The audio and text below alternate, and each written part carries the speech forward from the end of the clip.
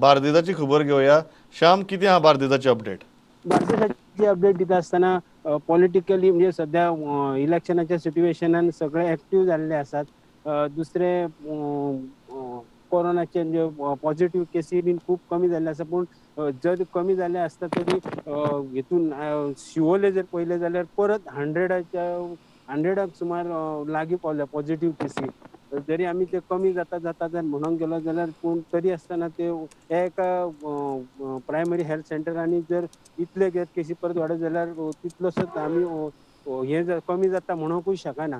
कित्याक जे 100 सकयल आसले 70चेर पासून पावले शिवोले प्रायमरी हेल्थ सेंटराचे ते 100चेर केसी पावले. बाकी जर पळयले जाल्यार म्हापश्यान सगळे खूप कमी जाल्ले आसा. म्हापश्यान 45 जाल्या, कांदोले 42 जाल्या, मागीर पर्वरी पासून खूप आसले ते 73 जाल्या, कोलवाळे 33 जाल्या आणि हळदोण्यात 24 जाले. पॉझिटिव्ह केसी जरी कमी जाले तरी थोडे जे हे आहा प्रायमरी हेल्थ सेंटरां बीन तितून वाडले आहा, पूण तितली आमकां केअर घेवची पडटली.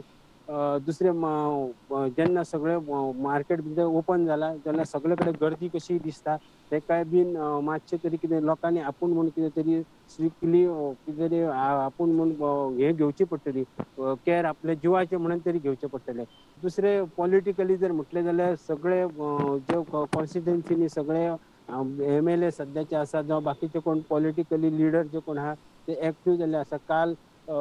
काल तशीच कलंगूट कॉन्स्टिट्युन्सीच्या भितर कलंगूटचो एक्स सरपंच जोझफ सिकेरा हेणे प्रेस कॉन्फरन्स घेतलेली आणि तेणे जे मायकल लोबो जे सध्याचो आमदार आणि मंत्री आहा तेचेर एक म्हणजे सांगपाचें म्हणजे कितें एक पॉलिटिकली कोणाक तरी एक पंचान एक एक्टिविस्ट आसा तेका धमकी दिली, तेच्या वरसून हे राजकारण तेंचे सुरू जाले आणि हेका सगळो जबाबदार जोझफ म्हणटा हेका सगळो जबाबदार मायकल लोबो आसा आणि तेणे तेका आमी आतां घरा धाडटले आणि तेका घरा धाडटा आसतना तेणी अशें आमच्या कॉन्स्टिट्युन्सीच्या भितर अशी नाका जाल्ली झगडी बिगडी लावची न्हू असो तेणी स्टेटमेंट केलो. तेन्ना मागीर मायकल लोबो म्हणटा आतां इलेक्शन येयल्लें आहा, सगळे जाण कितें ना कितें तरी हे करीतच आसतले.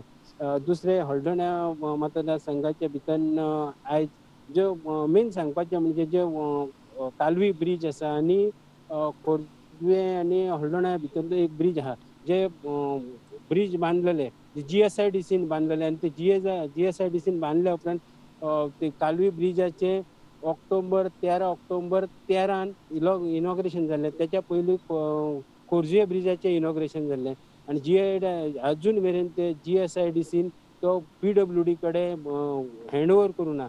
म्हणजे प्रॉब्लेम कितें जाता आतां थंयसर मेंटेनन्स करतलो जाल्यार हे डिपार्टमेंट तेका दाखयतात, बोट दाखयता. मागीर सांगपाचें म्हणजे GSIDC विचारलें GSIDC PWDक बोट दाखयता. PWD जे स्ट्रीट लायटी बीन ते पुला वयले आहात तेका इलेक्ट्रीक डिपार्टमेंटाक बोटां दाखयता आनी ते हितून मेंटेनन्स आहा पळय ते पुलाचे जायना, कित्याक तो केबल स्टे ब्रीज आसल्या कारणान आनी लोखंडी पायपां बी बांदल्या ती प्रत्येक फावटी तेचे दर वर्सा जावं 2-3 वर्सांनी तेचे मेंटेनन्स करचें पडटा, ताका पेंट मारचें पडटा, नाल्यार कलम्यान बीन ते हें जाता.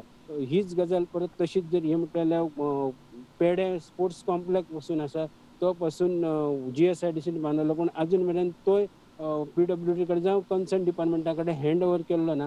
आयज तिकल्यान सगळे म्हणजे GSIDC मागीर PWD इलेक्ट्रिसिटी डिपार्टमेंट सगळ्यांक हाडलें आनी कालवी ब्रिजाचेर इन्स्पेक्शन केलें आनी तांकां हें केलें आनी तेणें सगळे CMA बरोबर उलोवन सगळ्या डिपार्टमेंटांक घेवन आमी डिस्कस करून ते सगळे हँड ओव्हर करपाची प्रोसेस करतले आनी ते ब्रीज आहा तो मेंटेनन्स करतले अशें सांगलें. Thanks a lot Shyam. ही आशिल्ली बार्देजाची अपडेट.